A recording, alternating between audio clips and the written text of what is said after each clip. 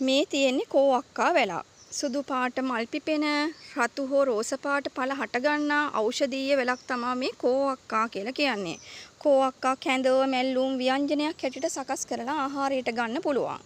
දියවැඩියා රෝගයට කෝවක්කා ඉතා ගුණදායකයි. නමුත් දියවැඩියා රෝගීන් වුණත් කෝවක්කා හිතුව මතේ කෑමට ගන්න හොඳ නෑ. ඒකට හේතුව තමා සිරුරේ සීනි මට්ටම. අසාමාන්‍ය ලෙස අඩුවීම නිසා විවිධ රෝගී තත්ත්වයන් ඇතිවීමේ අවදානම තිබෙනවා. ඒ නිසා වෛද්‍ය උපදෙස් ඇතුව තමයි දියවැඩියා රෝගීන් වුණත් මේ කෝවක්කා ආහාරයට ගන්න ඕනේ. කෝවක්කා ඉදුණු ගෙඩි පළතුරක් හැටියට ආහාරයට ගන්න පුළුවන්. මලබද්ධයට කෝවක්කා ගෙඩි ඉතා ගුණදායකයි. නමුත් කෝවක්කා කොළ වගේම තමයි කෝවක්කා ගෙඩිත් හිතුව මතේ කෑමට ගන්න හොඳ නෑ. මේ හැමදේම වෛද්‍ය උපදෙස් ඇතුව තමයි ගන්න ඕනේ. ඉතින් මේ කෝවක්කා ඖෂධයක් ඒ වනේ. ඉතින් කෝවක්කා දියවැඩියාවට වගේම මලබද්ධයට වගේම ගොඩක් දේවල් වලට ගුණයි. හෘදය අක්මාව වකුගඩු වල නිසි පෝෂණය පාලනය කිරීමේ සහ හෘදය පිරිසිදු කිරීමේ සුවිශේෂී හැකියාවක් මේ කෝවක්කා වලට තියෙනවා.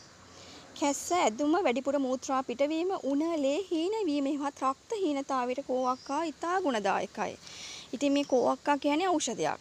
මේවා ඉතින් දැනගෙන තමයි කන්න ඕනේ. ගොඩක් ඉතින් ඖෂධයක් නිසා වෛද්‍ය උපදෙස් ලබාගෙන මේ දේවල් භාවිතා කරනවා නම් ගොඩක් හොඳයි. මේ තියෙන්නේ ඒ කෝවක්කා.